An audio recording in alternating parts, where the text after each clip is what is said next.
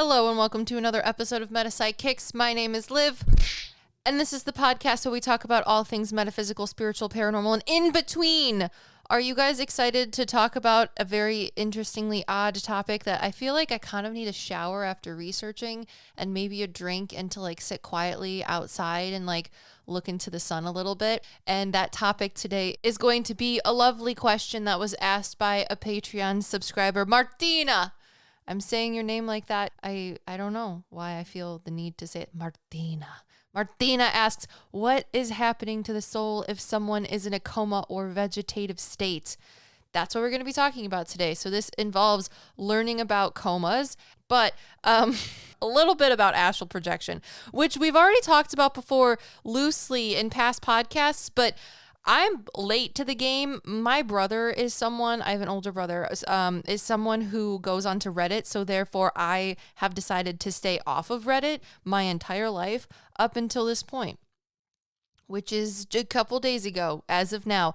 And I don't know. I just feel like, there's the rules of the internet, which I think the first rule of the rules of the internet is that there are no rules. So the fact that Reddit exists just scares me as a beast of itself. And I've only ever had people tell me about Reddit and what the people of the Reddit universe say about me. So I don't know. I feel like the things that people have told me that Reddit has a perception of me about are things that would hurt my feelings. So therefore I've just stayed off of Reddit. 1, older brother goes on it, so it makes me scared. 2, things that I don't understand about Reddit is that the first thing is that the internet rules is that there is no rules, and I'm sure that Reddit subscribes to that.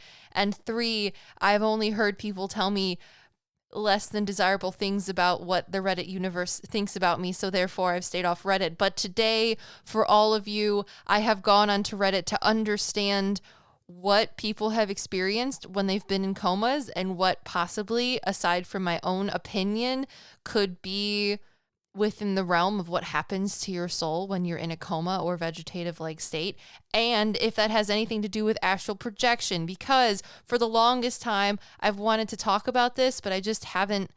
I don't know, it just hasn't happened. So now I'm taking the time to go out of my comfort zone by diving into the deep universe of Reddit and answer Martina's question, which I assume many of you also have. Are you excited?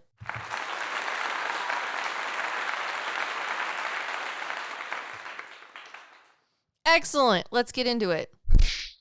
Okay, so do I have a life update today? I don't know. It is October. It's almost my wedding anniversary with my husband, which is fun. We'll have been married for 2 years and been together for a total of 9 years, which doesn't seem as long of a time as I possibly it seems like. Time is just an enigma. It's a weird conceptualization that humans have created, and possibly animals. I think animals have a sense of time. Maybe they have to, right? Because they age. Age is a progression of time in a physical sense. Anyways, I don't know. It's been weird that we've almost been together for a decade. We'll have been together almost longer, maybe. It feels like we're getting closer to have been together almost longer than we were not together each year that we're together. And I don't know. I read something the other day that, I worked in corporate life for a little bit, and it was a fun time. I'm not going to lie, but that was because I made the fun times, which were mediocre at best, but I gave it my all when I worked in corporate life. But I learned that when people turn 50, if you give them a card that says over the hill or something like that, then they get upset with you, because everyone now conceptualize themselves as living to 100, but not many people live to 100. Not many people even live to be into their 90s. Yet we think that 50 is quote unquote middle-aged, but most people only live into their late 60s to late 70s, 80s, if you're lucky. So technically 38 is middle-aged. You know what I'm saying? Is that ruining some of your lives right now like it ruined my life? I hope that puts things into perspective for a lot of you, and maybe a good way, and maybe a slightly comical way, because that's how I'm going to look at it. But that's kind of my life update. I don't know. The passage of time has been something that's been really freaking me out lately, but I guess in the grand scheme of things, it matters and it doesn't matter. But I don't know. That's not what we're talking about today. That's just kind of my life update. It's going to be my anniversary. It will have already passed because my anniversary is on October 15th with my husband. So by the time this podcast comes out on Sunday, it'll have passed. But it's exciting. I finally took the time to print out wedding photos. When I got the wedding photos back, the photographers that I hired were basically like family friends of my friend who did her wedding photos. So I was like, yeah, great. They're really nice. I'll support them. And then I ended up getting the photos back. And I remember asking them like in person, I was like, listen, you said that you edit the photos, right? That's a lot. But I also paid a lot for the wedding photos. And they're like, yeah, we edit the photos. I'm like, you mean like Photoshop, like touch them up and everything? And this guy looked me in the face and was like, yes, that is what we do. And I was like, great, cool. And then I got my wedding photos back and I realized that that's not at all what they do. He took like a lot of like sideways pictures and they're good, but I just like was under the impression, since he looked me square in the face and said that he would Photoshop them to like make the lighting correct and like people's skin tones and stuff like that. He told me in my face that he'd do that and then he didn't. And then when I told him about it, there's like this nuance in the lingo of that editing photos just means that they're going to put them in a sequential order of when they happened in the date to the best of their ability. And that touch up is actually the correct legal verbiage if you want that to be done to your photos in a wedding. So I cried when I got my wedding photos back and I waited like 3 months for them to come. And then I cried and I cried and cried and cried about it and was so sad that I spent so much money and like none of the photos were touched up, because apparently editing and touched up means entirely different things in the photo lingo world. And but I also didn't know that I was pregnant at the time. So I think most of the theatrical hysterics was the fact that I didn't know that I was pregnant at the time. But nonetheless, it's taken me 2 years to print out the wedding photos and frame them. And I finally did that. That was my gift to my husband this year. And then I got him one other gift, but he might listen to this and I won't have it yet. So I can't tell you all what it is because, you know, that would ruin the surprise. But yeah, I feel like middle-aged is a different term now if we think about it, of being like 38 or 40. If you want to think that you're going to live to be 80, then 40 would be middle-aged. But yeah, the passage of time, it's a weird thing. Anywho, thanks for listening to my weird life update. My brain is just scrambled after researching this stuff and like reading things on Reddit. And I'm telling myself that I need to record this podcast now after rereading the stuff that I've already researched and then the stuff that I added to it today so that I can get the podcast done. But I don't know. I feel like I need a smoke break or something, and I don't even smoke. So let's just get into it. So as I said, Martina, she asked, or they, you can do you, Martina. They ask, what's happening to the soul if someone is in a coma or vegetative state? I figured that given this question, we should first define what a coma is, because I don't know, maybe some people might not know it because you're listening to this podcast and English isn't your first language and you're like, is she saying a comma? Isn't that a thing that they use in grammar? And no, a coma. A coma, defined medically, is a state of deep unconsciousness where a person is alive but cannot move or respond to their environment. Now, do I want to start out by telling you what I think the answer to Martina's question is, or should we just get into the things that I've written down? I think possibly I should talk about what I think my answer is as of now, as a medium and just a person that has a brain that isn't in a vegetative state right now that can dictate to you what my opinion is. But yeah, we'll start with that first. So these people that are in a deep unconsciousness where they're alive but cannot move or respond to their environment, my answer has to do with astral projection. And astral projection is something that me as an individual is extremely uncomfortable talking about because I'm on the fence about it. I feel like astral projection can be a thing, but I also have not experienced it, so my skepticism of its plausibility is extremely, extremely high. And every person that I went on a Reddit deep dive of astral projection over the past couple days, and it seems that everything that people talk about on astral projection is just like a dream, honestly. But they're like, no, it was different because it felt different. And I'm like, okay. And it seems like, how do I compare this? Like if you were eating a sausage and someone else was eating the same sausage and you were like, wow, this sausage is delicious. And you just talk about the ways that you think it's delicious. And that's like a normal person having a dream. And then the person that thinks that they're astral projecting is like, no, this sausage is spicy. It is super hot. I feel like this bun actually was put on the bottom of the sausage instead of the top of it.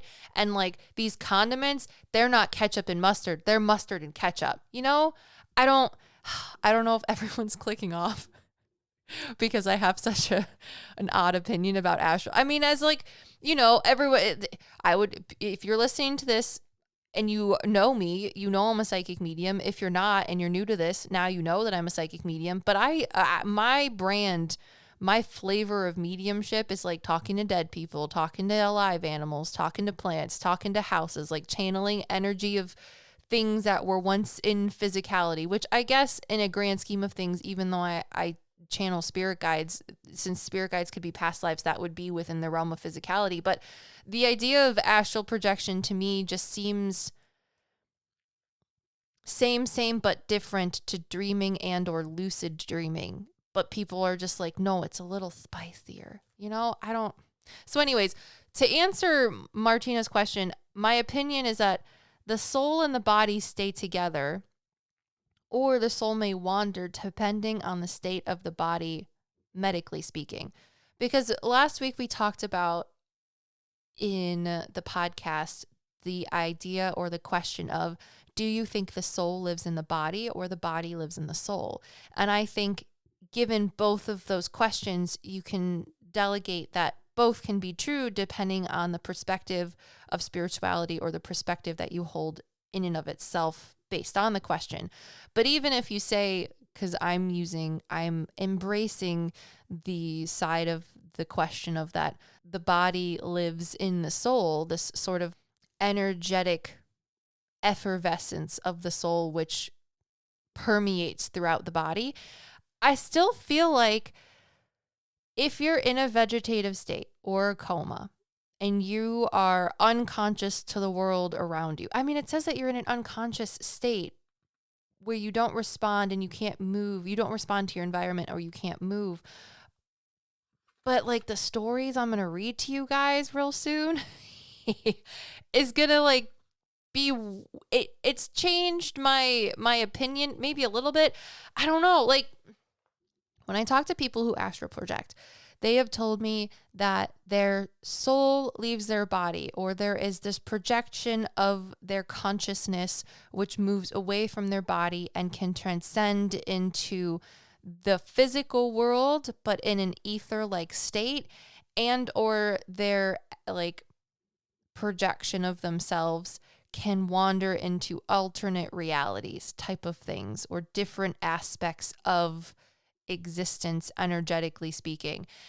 And they say that there's like this thread that tethers them to their body. Some people believe that there's like spirit animals or energetic animals that help them to traverse different frequencies of existence in, quote, the astral plane.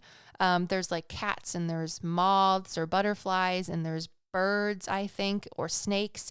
And I'm not entirely sure what all of those things mean, aside from that those things help the souls or the projections of those people get back to their bodies. And the only thing that I have a sort of conspiracy theory like hunched over this board with all these red connecting threads about is, what happens to the people that are in a coma or vegetative state and their soul, like they actually are astral projecting and their soul wanders too far from their body. And then that is what like severs the thread of their projection from their physical existence and leads to them actually like medically dying. That's my like conspiracy theory about astral projecting, and like the thing that I want to go on like a weird kooky rampage about that relates to Martina's question. But in my opinion right now, I think that your soul is going to stay with your body if you're in a coma or vegetative state. Like if you are still alive, then your soul is going to stay where it's supposed to be. However, if you do have like an OBE, an out of body experience, because I've learned that lingo from the Reddit community.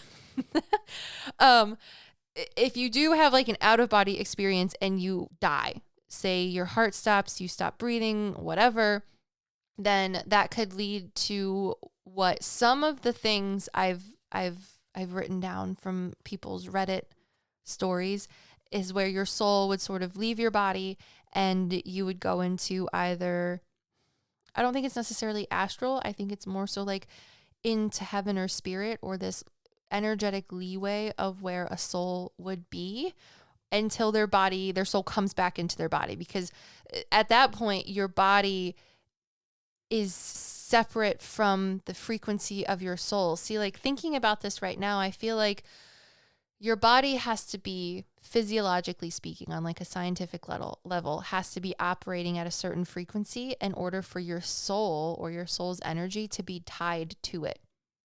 I don't know. That's just the thought that sort of claircognizantly popped into my brain while I'm talking about it.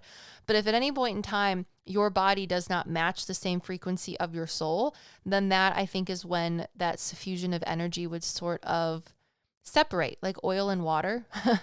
I don't know. I think there's some sort of physiological frequency or state of being alive that is what attaches your soul or allows your soul to meld and mix with it as it does in existence. So if that frequency gets off, or there's something that mixes with the vibe, if you will, then that would dictate how your soul separates from your body.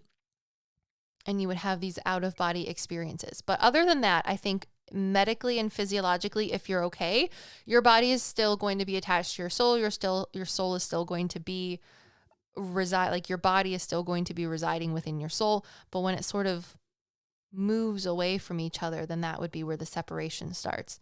Aside from my silly wonky theory of like, if someone actually, like, could you imagine, like, I'm not saying like in a coma, I'm just saying, what if you astral project and that leads to a vegetative or coma-like state? So like you successfully, this is just like my hokey theory.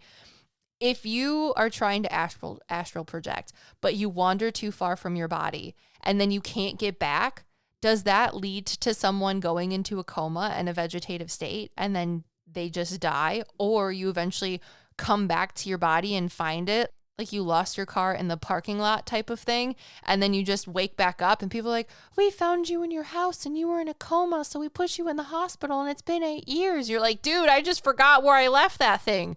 You know, like that's my perspective of it. But anyways, back to Martina's question, which is what's happening to a soul if someone is in a coma or vegetative state. I think that there's nothing happening to the soul as long as your body is within the physical constraints of being quote unquote alive, then your soul is going to stay around your body. But if those things or a factor throws a spanner in the works, then that would lead to an out-of-body experience or residing in a space that would be like heaven until your body sort of regulates itself or someone in the waking world helps you and you're able to rejoin your soul and your body together as one.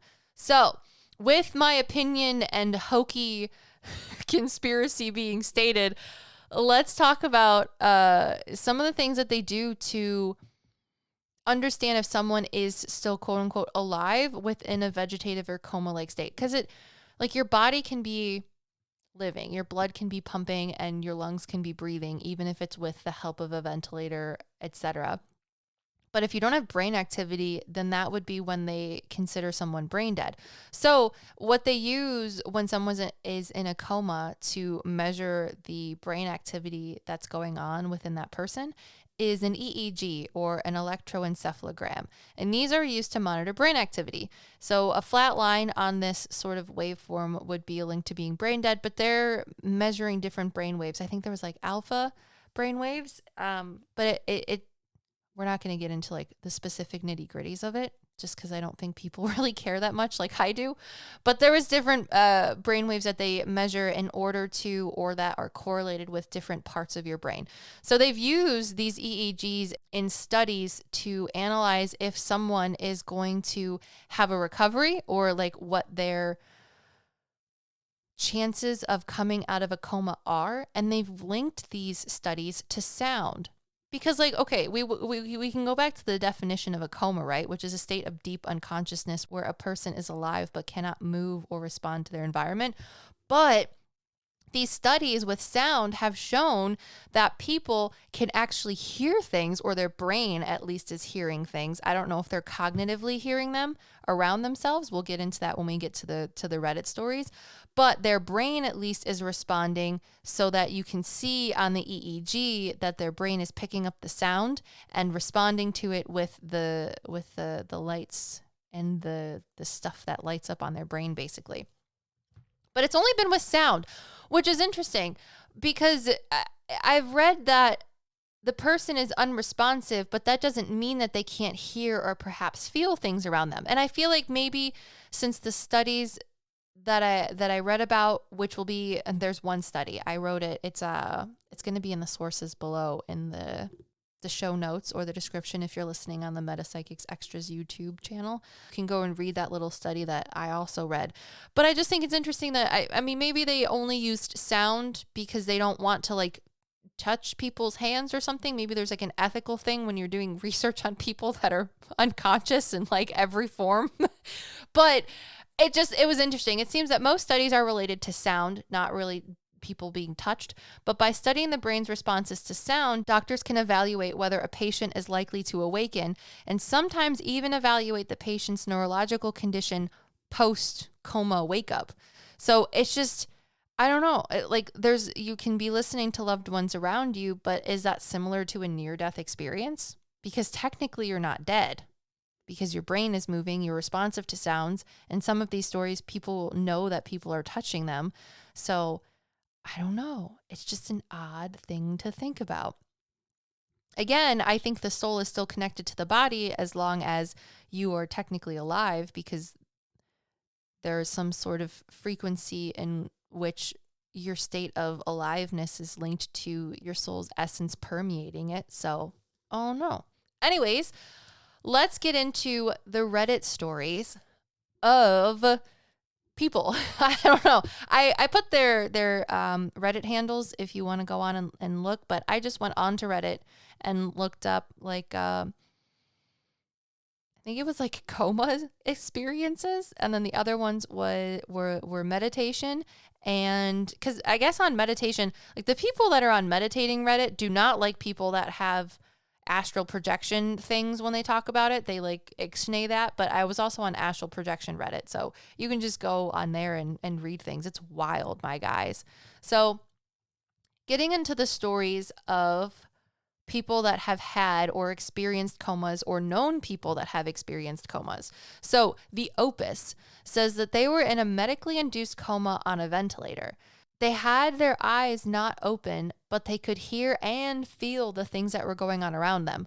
For example, they said they were counting the beeps in the medical, like, because they were hooked up to machines, right? Because they were in a medically induced coma after having a surgery. So they remember coming back to this sort of, they called it like a wake up in their head. So they would wake up in their head. They couldn't open their eyes and they couldn't move their body, but they could hear everything around them and they could feel everything. So they would count the beeps on their life support or like life machines, the things that they were hooked up to. And I guess one of their friends came in not once but twice to talk to them, and they could hear them talking, but they couldn't respond to them. And they even tried really hard to squeeze their hand because their friend squeezed their hand too and was like, if you can hear me, squeeze my hand. And he said that he tried, or they tried really, really hard to squeeze their hand, but they couldn't. And they said that even a few times when they would they just said that they would drift back, almost like they went from this sleepingness to this conscious wakefulness, but waking up in their head where everything was dark. But they said that a few times they had incredibly vivid dreams. They didn't detail them, but they said that they had to remind themselves that once they finally woke up out of their coma and they recalled those dreams, they had to remember that they didn't actually happen because they felt so incredibly vivid and detailed to them. The one thing that I found was interesting, though, was that they said, Opus, they said that when they ended up coming out of their coma, which they were in for a pretty long time, I think it was like a couple months, they were asked, like, what year is it? Who's the president? And where are you? And they knew that it was the year 2000, which, please, insert the Jonas Brothers song right here, because that's all I could think about when I read this for a second. But they knew it was the year 2000. They knew who was president, but they said that their first answer of where are you? They answered Honolulu. And they said that all of the people around them got like these Scooby-Doo sort of like confused looks on their faces. And then they answered Salt Lake City because I guess that was the city they were actually in. And they knew that was the answer they should have said. But they wanted to say Honolulu. And the reason that they did was because the only inkling of the dreams that Opus gave in their Reddit dissertation was that every dream that they had while they were in their coma, they were in Honolulu. Which is so weird to me. So, okay, we obviously don't know the Opus's medical things, right? But if we're thinking about the soul, when I talk to souls, when they're in heaven or spirit, the way that I can conceptualize heaven or spirit is as the collective lucid dream in which all souls go to when they're in heaven, spirit, source, whatever you want to call it, the place in which free souls reside. So it is like a collective lucid dream because souls can manifest their surroundings, but you can also heaven, as far as I've been able to be shown it from talking to souls, is that it is a mirror image of Earth. However, with the caveat of it being like a lucid dream. So you can exist in a place that is like a mirror image of Earth, but if you want to exist, say, in your childhood home, but you wish that it was a castle, you could make it look like a castle. If you want to live out your fantasies of living in a what was his name? Like Fabio Sexy Time novel, which this is an allude. I'm alluding to the fact that I talked to a soul of a woman, this woman's mom. It was so funny. I might have talked about this in a past podcast, but she lived out her life in heaven, her afterlife, if you will, with interesting Fabio-esque type things, fantasies, if you will. And that was her heaven. So you can live, and another person I talked to, they lived, it was a woman and her sister. They had both passed and they lived in a version of the house that they both grew up in, but with the outside surrounding area looking like something from Little House on the Prairie. It was very interesting. So it is this sort of mirror image of Earth, but you have the ability to manifest your surroundings as you see fit because you're no longer dictated by physicality. You live in an energetic space, or you exist, quote unquote, in an energetic space. So therefore you can manipulate your surroundings energetically. It's not like you have to chop down trees to build your house. You can just think about it and it happens.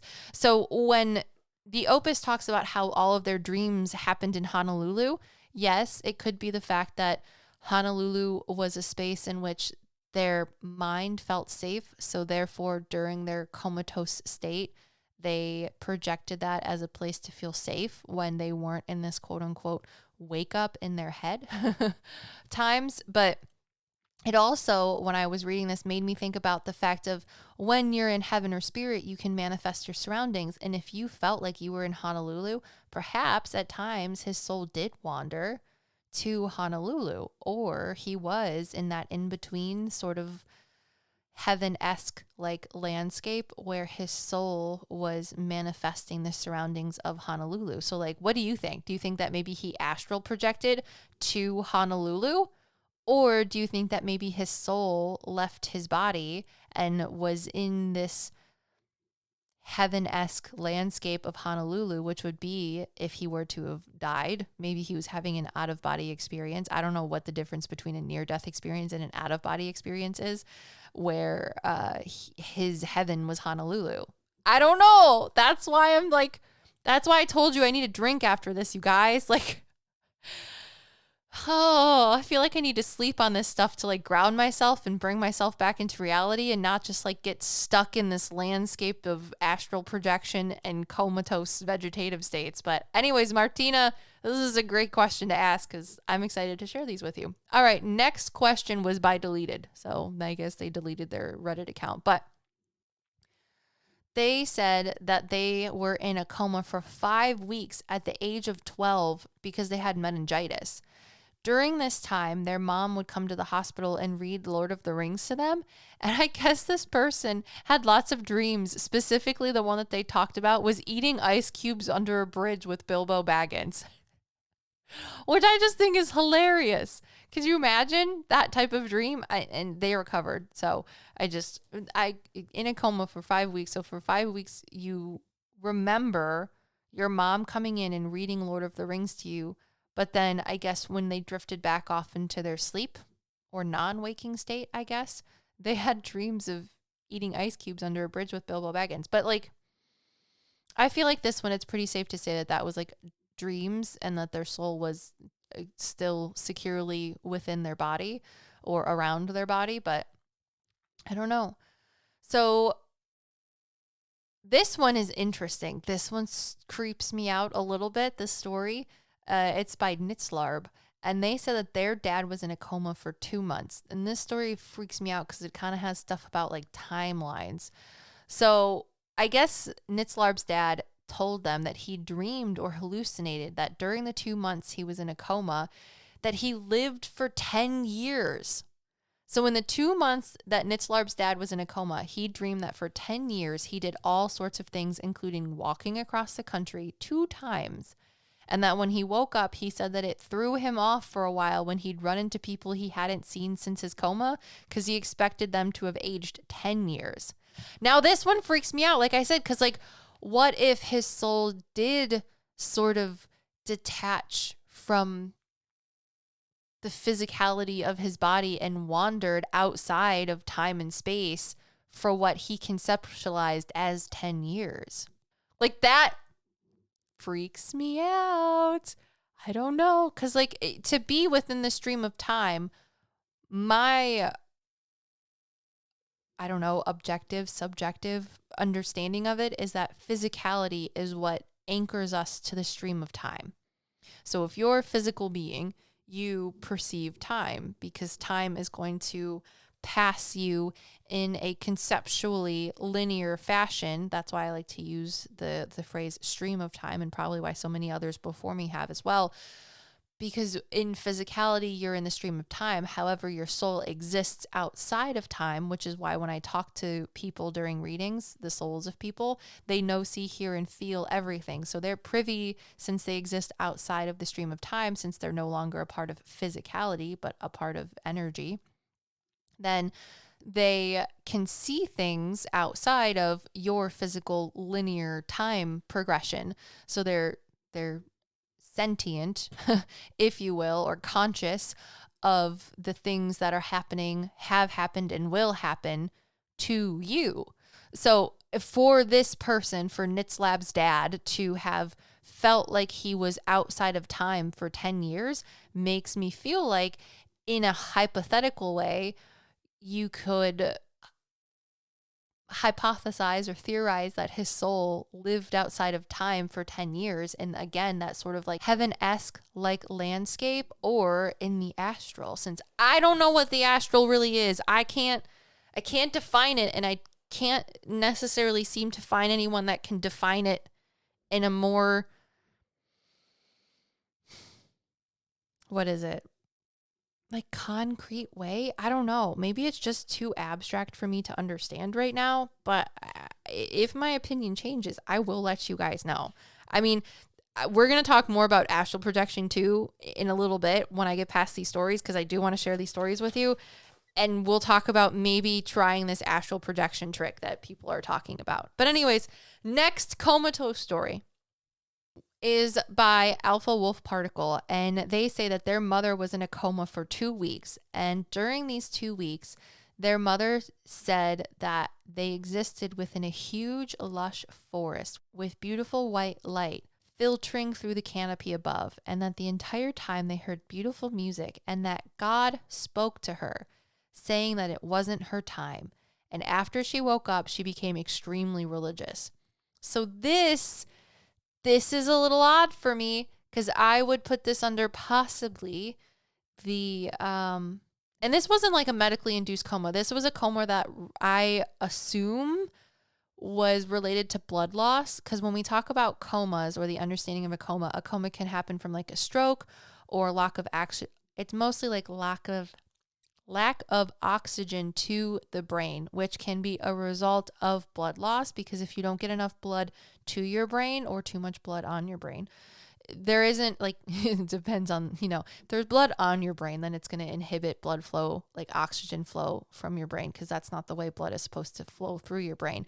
But if you don't have enough blood in your brain, i.e. from blood loss, then that can put you into a coma too, because your brain has therefore been deprived of oxygen. Even if you like have an experience where you don't get enough oxygen to your brain, like almost drowning, then that could also put you into a coma-like state. Anyways, I feel like in this situation, based on what Alpha Wolf Particle shared, their mother's soul could have been in that, I don't want to call it like a limbo, but it actually maybe that is a good way to put it, like a limbo-like state, because they're not in heaven, but they are sort of, I don't know. I was trying to ask how to explain this when I was doing the research for this podcast. And what I was shown, or what I saw, either from my own brain or my spirit guides, because now I'm just like all messed up about whether anything is real. Like this stuff just really freaks me out, I was asking, how is it possible that I channel souls? Which I've already talked about, but to visually conceptualize it, what I saw was sort of like my body, my soul exists in this physical realm, right? And spirit exists in this spiritual or energetic, metaphysical realm. I like to use the word energetic, because everything within physicality is a sublimation of energy, right? But it's almost like our souls, or the place in which souls reside, is a non-physical form of energy. It's just everything in our world is made up of energy. It's just whether or not we can quantify and conceptualize it. So anyways, the way that they showed me this is almost like, imagine if you were like a fish in a pond, right? It seems like the world underneath the water is separate from your own, which it is in a sense. However, when a soul speaks to me and I see a sort of a glimpse of heaven, or wherever it is that they're in that space and time, energetically speaking, it's like if they were to dip their finger into the pond of where I live and I'm a fish, like I can see them, and they are connecting with the energy of me, but I don't, that's kind of what they showed me, in a sense of like, when I'm talking to souls that are in heaven or spirit, whatever you want to call it, when I'm talking to souls in heaven, they sort of dip their energy into mine, which allows me to see and receive the information that I'm supposed to, in order to communicate things to the person that made a reading with me, or wherever it is that I am, to communicate that information as a medium, almost as if you were to dip your finger into a pond and a fish is looking at you. like that transfer of energy and that recognition of self, but differences. I don't know. It was interesting. So I was just trying to figure out how maybe that would be how you can conceptualize how someone might be astral projecting, or their soul is just not quite as, I'm not going to say physically, but I want to say soulfully tied to their body in these instances of a coma or vegetative like state. Because reading this, saying that this woman described that she was in a lush forest with white light coming through the canopy and music playing, and that God spoke to her and telling her that it wasn't her time, I feel like she was in that sort of spiritual limbo, if you will, where her body and her soul were not one. They were disconnecting from each other. And this being or whatever came to her and was like, listen, you got to kind of hang out with your body for a little bit longer because it ain't your time, girl. You know, so that's the way I interpret this. But it could also just be the mind trying to understand the situation that they're in. And given the things that they've understood from the time that they were alive, that's how their body and their mind processes it. But this in and out of consciousness from a dream-like to a more reality-like state seems to be something that isn't a constant. Okay, because I was trying to figure out like what happens or how do people experience being in a coma, and how is it that they resolve themselves, or what is it? They don't resolve. That's rude to say. How is it? What is it like when they come out of a coma?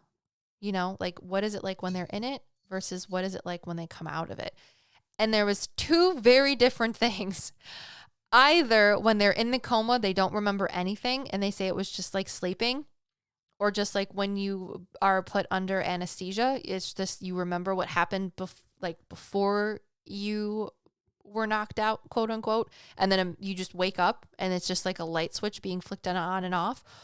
Or the other side or like pattern that I realized was that there's this in and out sort of fluctuation of from consciousness to a dream-like state or something that's more like a reality, which is really odd to me. I don't know. It's just, some people are like, I hit my head, something bad happened, and then I don't know what happened, and then I woke back up and someone told me it was like 5 years later. And then other people were like, there was this weird stuff that happened. I was in a bad situation. I knew people were around me. I could hear them talking. I could hear them holding my hand. I had horrible nightmares or really, really cool dreams that were super vivid and like lovely, and I never wanted to leave them. And then I woke up.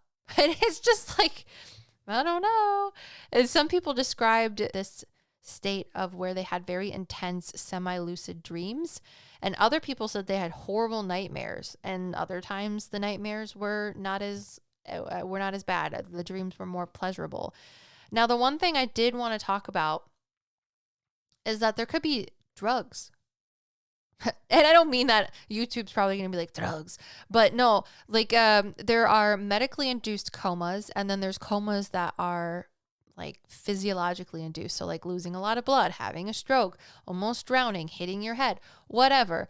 But then there's ones where like you go in, people were talking about going in for like open heart surgery or like really, really risque surgeries. And in order to help people heal from them, they were put in medically induced comas that would keep their bodies in a state of chilling the heck out, I guess. And that would help them recover. So like in a medically induced coma for like 2 days or a week or 2 weeks, whatever, post a really, really, really risky surgery. So I feel like drugs and the side effects of drugs could possibly be what impacts someone's experience, if that's what I could use to say, experience when they're in a coma or a vegetative like state. Because one person did point out, they're like, hey, you are on this like cocktail of drugs, and that is probably side effects that are impacting the things that you're perceiving while you're in a coma.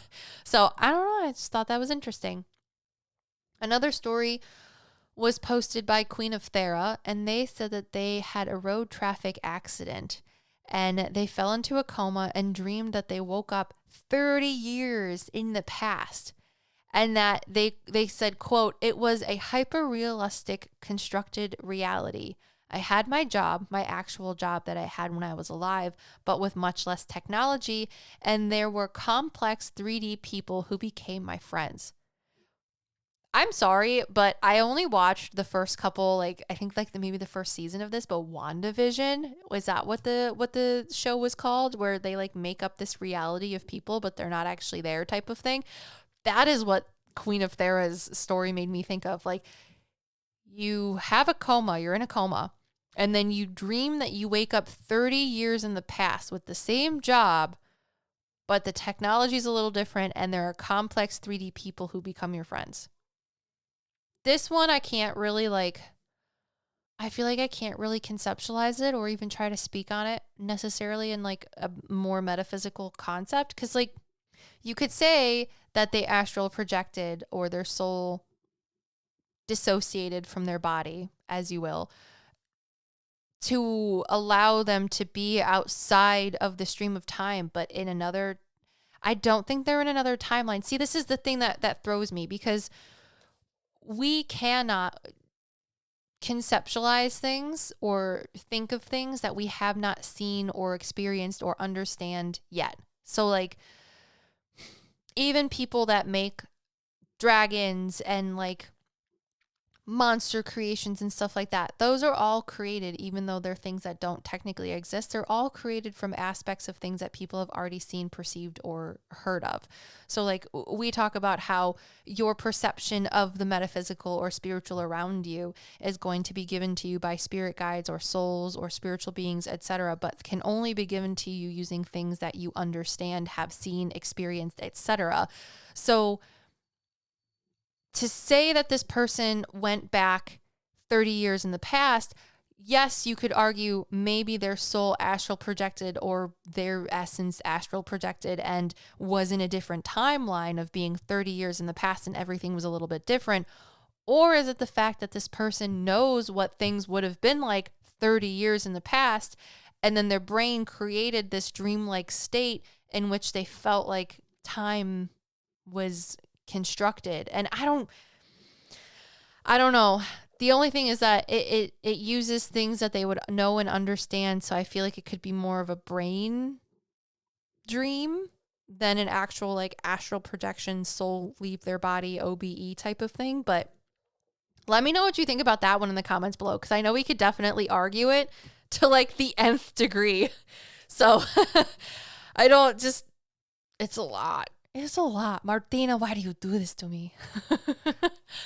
All right. So like I talked about, let's get into a little bit of astral projecting. I don't know.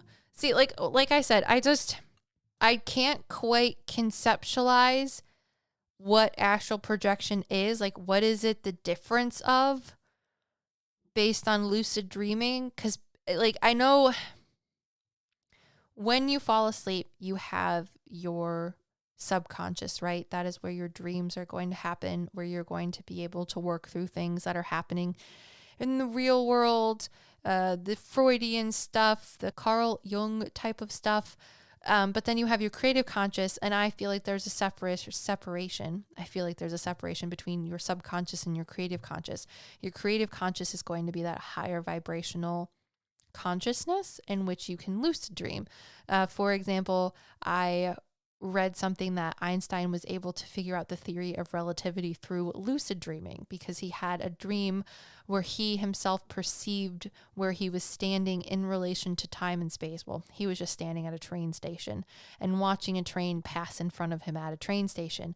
And because he was able to lucid dream in this sense, he was able to conduct an experiment in a lucid dream state in order to figure out the theory of relativity.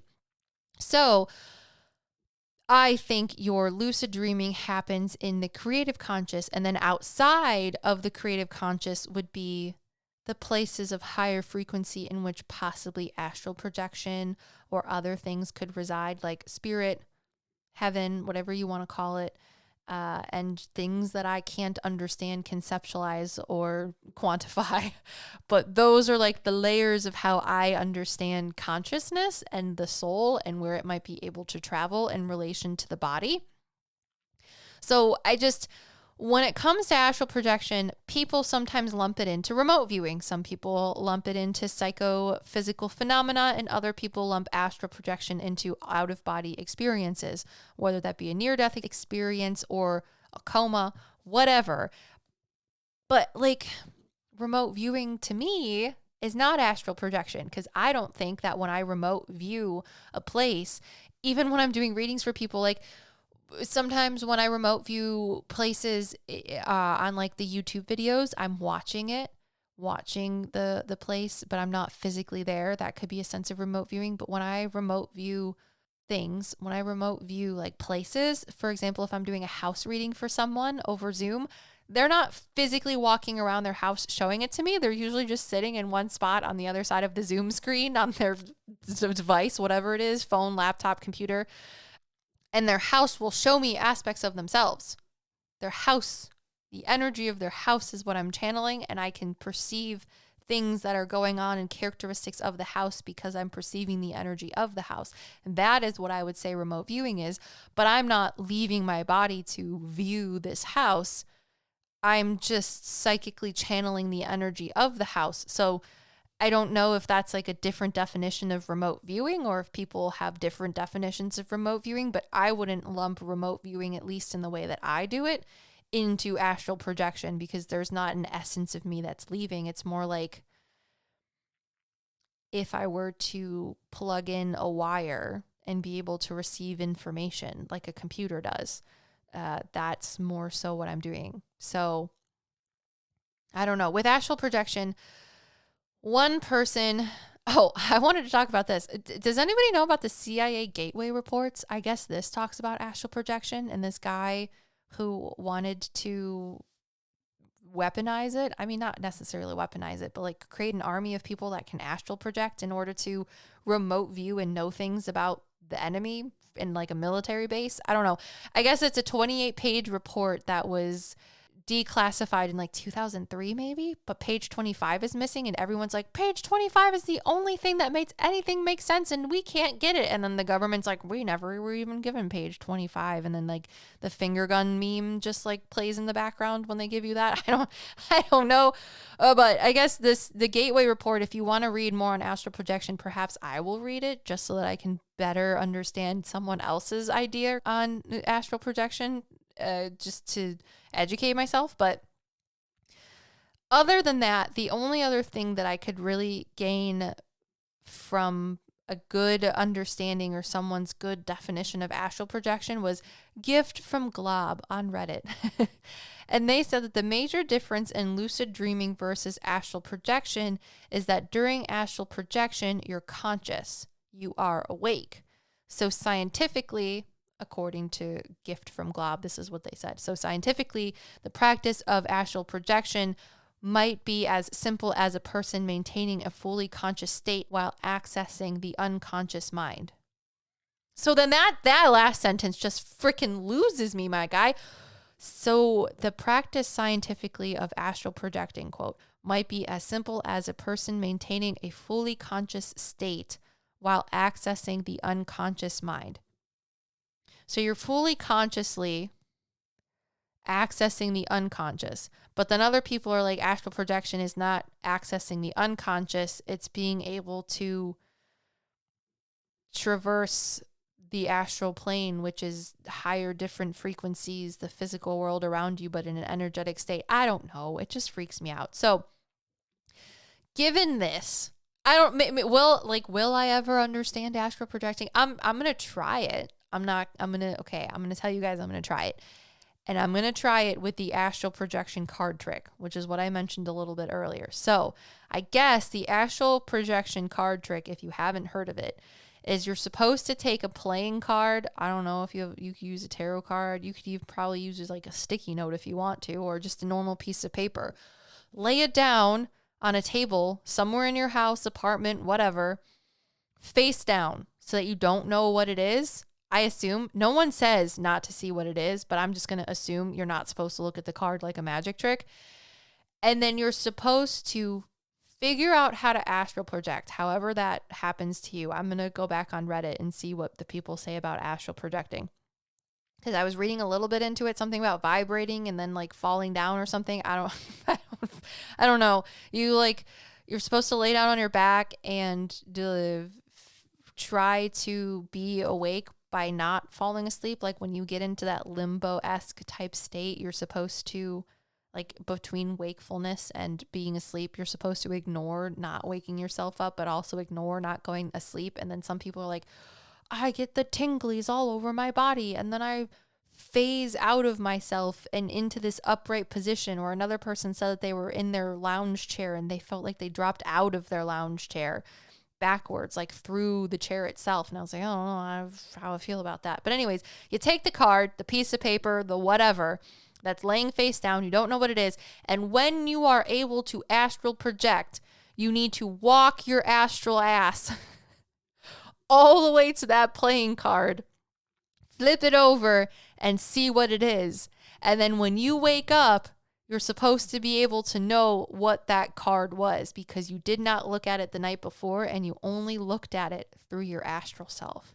So I'm going to try something like that and see if it works. And if it does, you guys will be the first freaking people to know because, as you know, biggest skeptic of astral projection. And if that works, then I will have some proof or some pudding. I don't know. Something like that.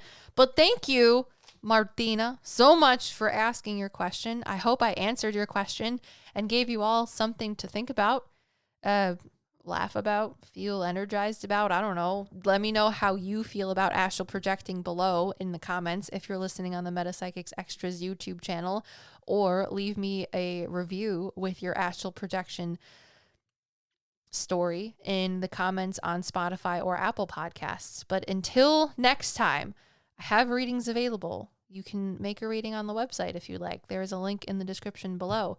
I appreciate everyone that's been listening. I hope you enjoyed this Sunday's podcast. And until next time, stay spooky, my friends. Peace.